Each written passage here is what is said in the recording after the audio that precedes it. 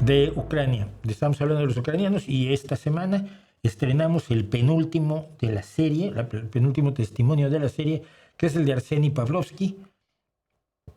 Es un chico de 14 años que voluntariamente quiso. Estaba preguntando a la gente de la Asociación de Ucranianos en Gijón quién quería participar. Me interesaba mucho que participaran jóvenes como Sofía, que ya lo hizo.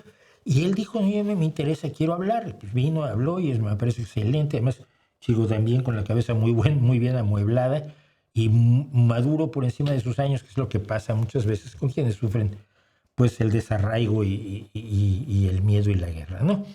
Entonces, se los recomiendo. La semana próxima cerramos con la última entrevista y Valeria Orlova se llama, me parece, y luego vamos a tratar de producir un documental con lo esencial de los 8 testimonios que recogimos, más testimonios de las asociaciones, las organizaciones como AXEM o como Cruz Roja y el gobierno mismo de Asturias y que se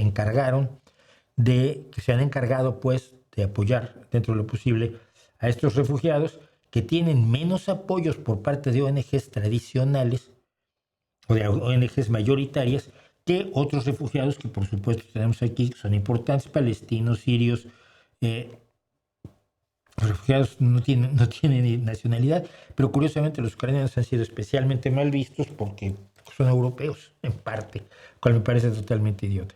Les recomiendo mucho el testimonio de Arseny y los 8 testimonios al final que van a ser para el próximo lunes, los 8 testimonios de su propia voz, la voz de refugiados ucranianos, de hombres, mujeres, niños que han tenido que salir por la guerra de Vladimir Putin, cuya propaganda, por cierto, cada vez menos gente cree. Incluso los que te la cuentan, los que vienen y te dicen, es que en Donetsk eran separatistas todos. Ya no cuela, no es cierto, sabemos que no es cierto. Eran nazis, no eran nazis.